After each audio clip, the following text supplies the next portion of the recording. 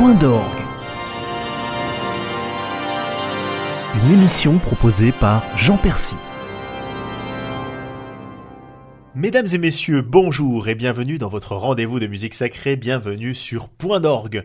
Je suis très heureux de vous retrouver pour un nouveau numéro consacré aux merveilles de ce répertoire et j'ai décidé de vous faire découvrir quelque chose de totalement différent cette fois-ci, j'espère que vous ne m'en voudrez pas. Nous allons sortir des églises mais en restant dans cette idée de musique sacrée et je voulais vous offrir un voyage en travers d'un autre art, le 7e art, le cinéma. Et en fait, je voulais essayer de vous montrer comment, par le biais de certains films et de la musique sacrée, cette concordance pouvait faire sortir des choses totalement extraordinaires. Il est vrai que depuis le début que je fais cette émission, eh bien, je vous parle de cette musique sacrée-là et je vous donne des clés de lecture pour que vous ayez des formes de compréhension et pour que vous puissiez comprendre ce que le compositeur a voulu mettre en musique. Eh bien, je pense que c'était un petit peu la même chose finalement avec les films, avec une dimension supplémentaire, c'est que la musique, en plus de parler pour elle-même, doit parler pour un sujet qu'elle va représenter à l'écran. Et donc ça donne une superposition des choses que je trouve extrêmement intéressante.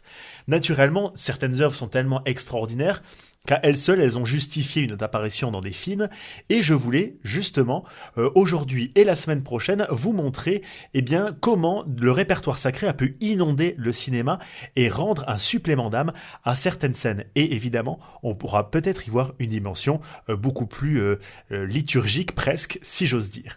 On va commencer avec un immense film, Amadeus, réalisé par Milos Forman en 1984. C'est un très très grand film qui s'inspire de la vie de Mozart. C'est une inspiration parce qu'en fait, si vous n'avez pas vu le film, je vous invite à le voir naturellement. Immense film. Il a obtenu 8 Oscars, c'est quand même pas rien. On va voir en fait la vie de Mozart par son grand rival Antonio Salieri, lui aussi immense compositeur, qui a d'ailleurs composé des très belles œuvres sacrées que je vous invite à découvrir. Et en fait, lors de ce film, si vous voulez, eh bien, il y a cette espèce de démonstration de force de l'un et de l'autre des compositeurs, Salieri jaloux, et d'un autre côté, Mozart qui, lui, est extrêmement génial et prodigieux, et bien entendu, ça fait des étincelles. Et dans une des scènes de ce film, d'ailleurs, c'est quasiment à la fin du film, eh bien, il y a Mozart qui va dicter son requiem à Salieri. Alors, c'est faux, hein, on sait que ça s'est pas passé comme ça. Il est vrai que le requiem de Fauré est une œuvre inachevée et que ses élèves ont continué à la poursuite de son écriture. Ici, la poursuite de l'écriture se fait par Salieri, qui comprend le génie véritable de Mozart. Et alors, ce que je vais vous proposer, c'est d'écouter un extrait de son requiem à Mozart, un des moments les plus forts de ce requiem-là, qui est le Confutatis. Alors, c'est un moment absolument extraordinaire, et vous allez voir comment ce moment sacré fait ressortir ce passage dans le film.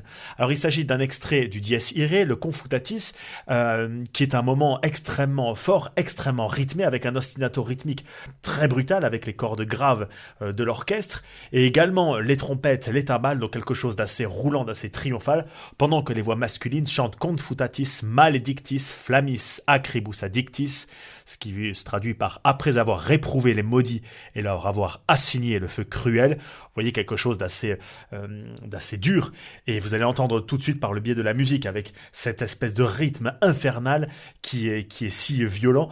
Et à côté, vous avez une réponse qui se fait avec un chœur de voix féminine et qui chante tout doucement en sotto voce « Vocame cum benedictis, appelle-moi avec ceux que tu as bénis ». Et donc en fait, il y a cette espèce de confrontation entre d'un côté les flammes des damnés et ceux qui sont bénis et donc qui sont sauvés. Et vous allez entendre dans cette musique-là, il y a cette dichotomie qui existe non seulement par les voix, donc les tessitures, les hommes et les femmes qui sont séparés, mais également par l'instrumentation, puisque quand ce sont les femmes qui chantent, là c'est beaucoup plus doux, avec les violons qui utilisent des registres plus aigus. Et ensuite, plus le morceau se déroule, suppliant et prosterné, je te prie, oro supplex et acclinis, et bien là, Mozart fait entendre une modulation avec un accord de septième mineur qui va tout de suite changer l'atmosphère, et finalement on va passer en la bémol mineur, qui est une tonalité là aussi qui est très peu usitée, Et ça donne une forme de puissance totalement folle à cet extrait-là, puisque ça prouve effectivement cette espèce d'ambivalence. Et ensuite, effectivement, le Confutatis donne sur le très célèbre Lacrimosa.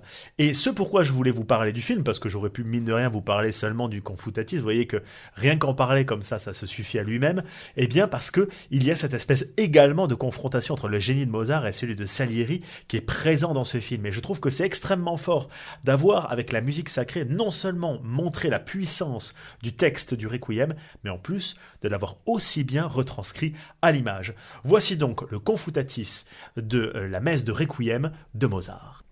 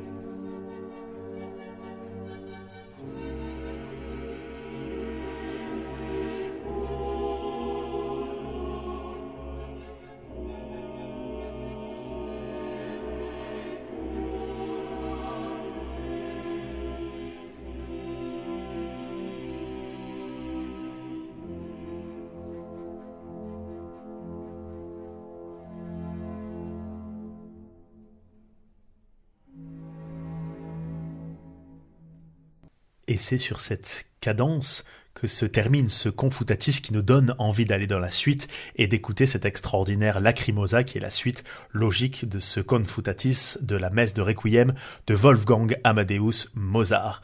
Une très belle œuvre donc que je me devais de vous présenter avant de vous parler de la suivante, tant il est vrai que maintenant les oreilles chastes ne vont pas me pardonner tellement l'œuvre qui suit est elle bien plus inaudible, vous allez l'entendre, mais là aussi d'une très très grande lourdeur quant à son sens. Il s'agit tout simplement de Requiem, d'un extrait en tout cas de Giorgi Ligeti, immense compositeur du XXe siècle qui a été utilisé dans le film 2001, l'Odyssée de l'espace de Stanley Kubrick. Dans ce film extraordinaire où le réalisateur met en avant la rencontre entre l'humanité et un monolithe noir qui donne libre cours à l'évolution de l'humanité, un voyage dans le temps et également un voyage dans l'espace, le réalisateur a fait le choix, qui était extrêmement novateur et très assumé, de mettre en scène de la musique classique tout au long de ce film fleuve.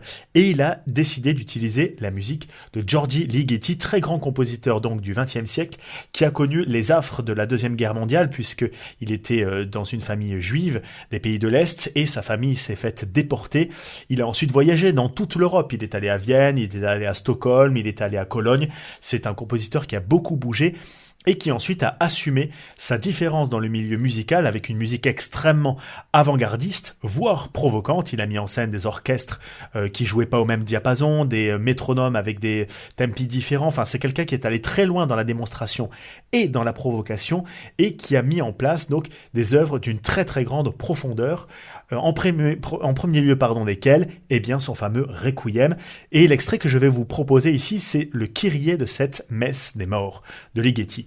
Et pourquoi est-ce que je voulais mettre en avant cette musique-là? Tout simplement parce que évidemment, on va sortir du cadre liturgique, vous n'entendrez jamais ça dans une église, mais la dimension sacrée de cette œuvre est claire. Et c'est d'ailleurs pour ça, à mon avis, que Kubrick l'a utilisé entre les rencontres entre les hommes et le monolithe noir, qui peut symboliser la mort, et en tout cas l'inconnu. Et effectivement, quand il est question de mort et d'inconnu, quoi de mieux qu'une messe de Requiem, et notamment cette œuvre-ci de Ligeti, où les chœurs se divisent, s'éclatent en une multitude de voix, il n'y a pas moins de 16 voix qui se répondent, et vous allez entendre une très très grande puissance. Alors il y a beaucoup de dissonances, comme si effectivement il y avait une dimension presque affreuse, presque tragique, qui s'explique en fait par la jeunesse du compositeur et des horreurs qu'il a vécues et qu'il a subies. Effectivement, il y a cette angoisse qui se fait et qui est si bien retranscrite à l'écran dans le film de Kubrick. Dans la musique donc de Ligeti, il y a cette espèce de tragique, d'acte tragique qui se comprend notamment par le thème, la messe des morts, mais également par l'extrait qui est choisi, celui du Kyrie. N'oubliez pas qu'en grec, cela signifie au Seigneur, prends pitié. Donc il y a cette idée de prendre pitié, de commisération face à la mort et en même temps de pardon des péchés, parce que sinon, c'est la damnation éternelle. Et ça, voyez-vous, forcément, c'est quelque chose qui n'annonce rien de bon. Et forcément, c'est ce qu'a voulu mettre en place le compositeur qui là a mis vraiment une œuvre gigantesque au service de l'auditeur qui peut l'entendre. Donc voici la vision du Requiem de Ligeti. Vous allez entendre, c'est assez particulier, même presque violent, à la dimension donc du scandale, presque de l'homme vis-à-vis de la mort qui hurle son incompréhension face à quelque chose d'aussi effectivement mystérieux et qui a été si bien retranscrit dans le film de Kubrick.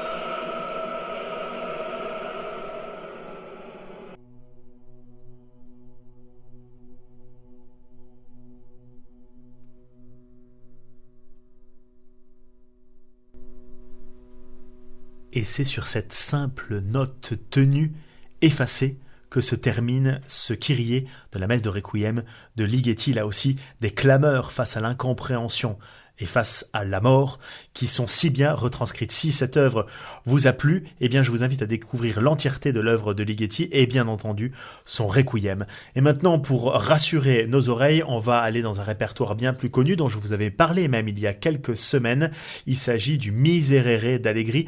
On va en entendre simplement quelques strophes, puisqu'il est vrai que l'œuvre à elle seule dure une dizaine de minutes, avec un film que j'aime énormément, La Grande Bellezza, film italien de Paolo Sorrentino, qui a décroché l'Oscar du meilleur film étranger. Dans ce film, eh bien, il y a un personnage principal, c'est la ville de Rome, tout simplement, où le protagoniste qui se balade dans cette ville, Jeppe Gambardella, qui est un ancien écrivain, un petit peu dépressif, qui est spectateur de sa propre vie finalement, eh bien, se balade dans Rome au gré de certains événements. Et je trouve que là, la musique du Miserere d'Allegri se porte parfaitement à cela. Pourquoi ? Parce que il s'agit, ne l'oubliez pas, de quelque chose qui était chanté exclusivement à Rome, sous peine d'excommunication pendant des siècles.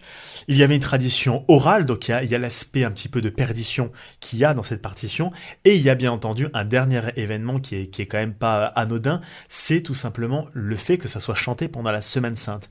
Et donc, il y a cette idée de pénitence qui est totalement recherchée par le personnage au sein de ce film. Donc je vous invite à découvrir le film pour comprendre l'entièreté de ce que je vous dis. C'est un magnifique film, là aussi empreint d'une grande religiosité. Je ne vous dis rien, notamment sur la fin qui est assez spectaculaire. Voici donc le Miserere d'Allegri qui nous donne rendez-vous avec des harmonies dont vous avez l'habitude d'entendre et qui ici donne à cette musique romaine un supplément d'âme, un supplément de paradis.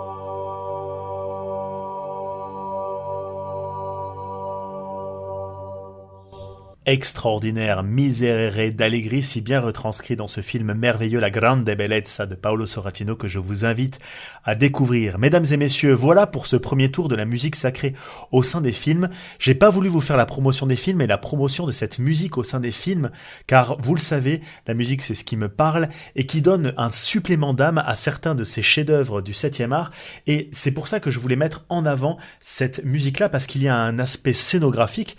Il en va d'ailleurs de même pour la liturgie, c'est pour ça que je voulais mettre en avant ces pages du répertoire-là. J'espère que vous avez passé un agréable moment en notre compagnie. Je vous dis à la semaine prochaine pour un nouveau numéro de Point d'orgue.